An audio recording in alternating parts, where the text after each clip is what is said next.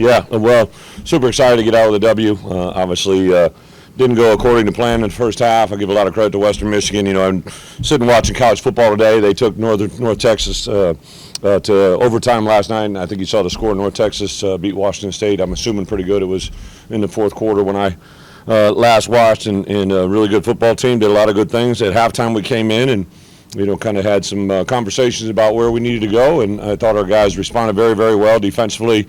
At the end of the half there to make that stop was huge, and then offensively I think we scored the next 3 times we had the ball. So what we got to do is find out how to get them rhythm in that first half. I grabbed Luke at the end of the game there and just said, hey, whatever we got to do, however we need to do it, make sure we get not just the players but the coaches. Let's figure out what we need to do to be better in the first half. So I think injury-wise, I know Xavier, I think he just at the end, Melvin a little bit at the end, but I don't expect anything there. J-Bo, we did lose him in the first half there, so I don't know exactly where we're at with him. I do think Aiden Lawfrey and Dylan Rosiak, on Wednesday we ran them. They just weren't right where we needed to be, and then Thursday we kind of ruled them out. I do expect to have them back this week against Indiana in a Big Ten matchup game. We're super excited to get over there and see where we're at. With that, open it up. I just want to say thank you, Larry Geese. Had a lot of special memories over the last couple of days. Just an awesome person that,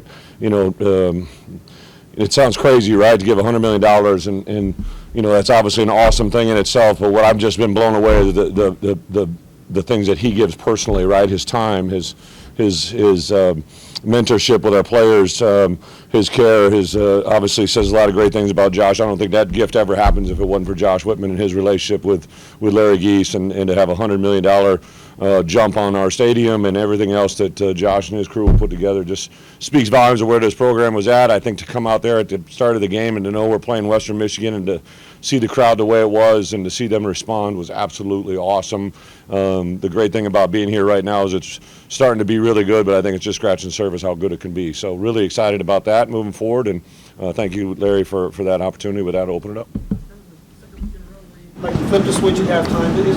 Is there something you can do this week in practice just to make sure you come out strong? I think we got to learn from our opportunities. I'm going to take a glass half full rather than a glass half empty. The good news was we responded really well in the second half, and what was our stat, Brett? We're 80 to 9 in the second half. Obviously, we got to improve in the first half, but really excited about our growth at the halftime and what was that moment and how we responded to it. You guys in rhythm up. Yeah, for sure. Offensively, there was just we were huddling a lot in the first half. I think to go to the line of scrimmage, it seemed we were playing with some tempo. There were some fast-paced things out there. I think that definitely was a big part of it. And then defensively, we kept coming up with the answers.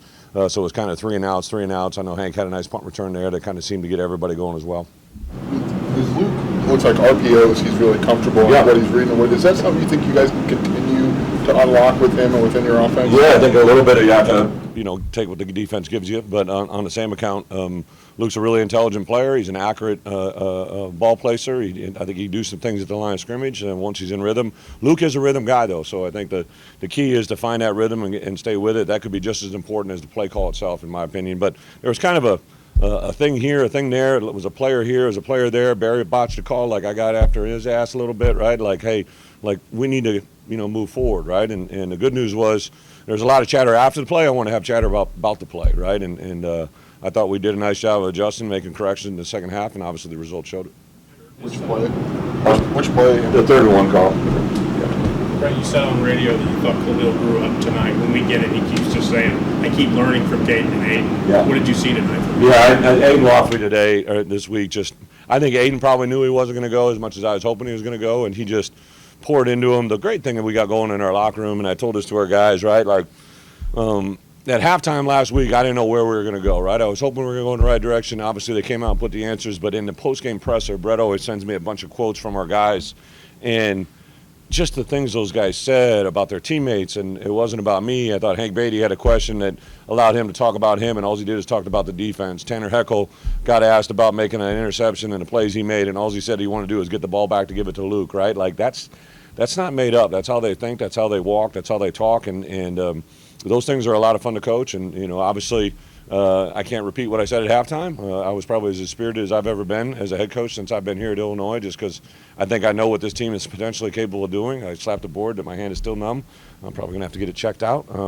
It's it's infuriating when we're not at the ability or putting ourselves in a position to win football games, and that's the part we can't.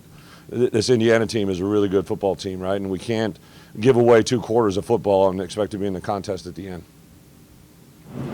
Aaron's talked about he doesn't care about yardage, just cares about points. How did a shutout come together?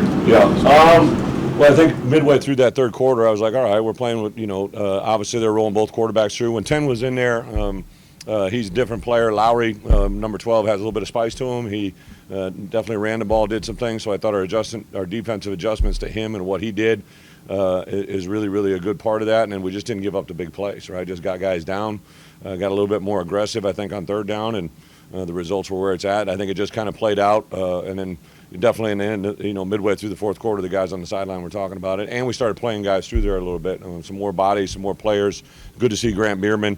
I'm telling you, I've been in this game a long time. I've coached inside backers my whole career. Grant Bierman is probably one of the most talented linebackers I've ever signed, and he didn't get in until here in Game 3, and it was with some other guys that were injured. I think it really speaks highly of the volume of our depth that we have and the players that we're able to recruit right now.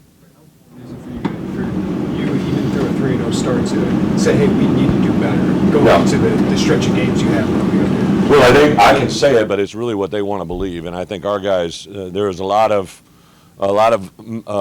frustrated guys at halftime that knew they could do better, and they obviously took ownership in that. I mean, I can't ask for a better response out of my coaches, our players, and our fans, right? Like, I've been a lot of places where, even the fans will begin to go sideways, right? And there was just encouragement, a lot of energy in that stadium in that second half when things began to flip the other way, and I think that's what propelled us to where we are.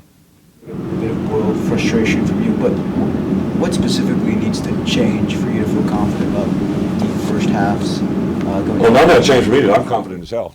It's just we got to be able to perform that way, right? Like I know I've got the best group of coaches I've ever had. I've had as deep a roster as I've ever had, and we've got a lot of good players all around. We just got to put them in the right positions. I think sometimes we can overthink the moment. I don't want to hear that, hey, it's my fault on this one or it's my fault, and I want to have these problems proactively solved, right? And I don't want to see them reactively solved on the field, right? So a lot of really good dialogue, and I think tomorrow's going to be a really big day.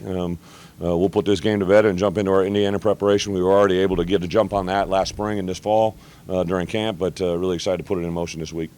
I want to see offensive adjustments in the second half. You talked about rhythm. I guess my question was, is there some aspects like run blocking or passing or those kind of things that you want to see improved? Or when you're talking about, is it like rhythm? No, I think we were self-destructive. I mean, I'm not taking anything. Western Michigan's a really good football team, but we have a false start. We have a guy miss a corner pressure. We have a guy run up the middle. There's a lot of things. There wasn't one thing. Fundamentals win games. I get it, but it just seemed like we were one off on several different occasions, which kept putting us behind. We were playing in second and longs, third and longs, which is never good for us.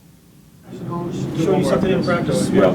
Or you say, well, maybe this is a guy that can help us make some plays? No, Ashton Hollins has shown us what he's been able to do since he got here. He just took advantage of the opportunity today. Those are 2 great routes back to back. I think Luke has always had a connection with him. Sometimes see it in practice, but then when J-Bo's been coming along really nice. I don't know how big his injury is, but then Malik got in there. But then when we rolled Colin Dixon over there to X as well, and then when Colin was over at Z to roll Ashton in there, and there was one time I think Ashton and him were both in there at the same time with Kapka, so there was a lot of guys rolling through there. But bottom line, scored a lot of points, got a W, looks good from everybody on the outside world. We'll see where we're at injury-wise on Monday and go from there.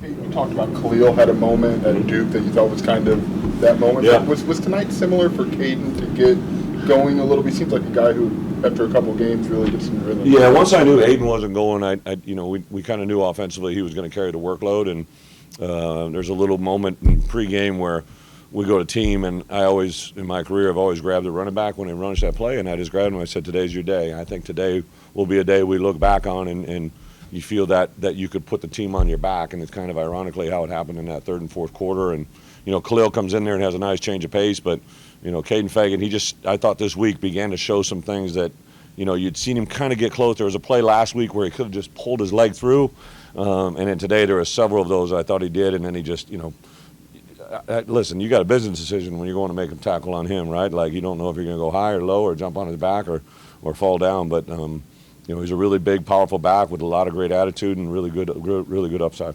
Thank you, guys. Thank you. Thanks. Appreciate it.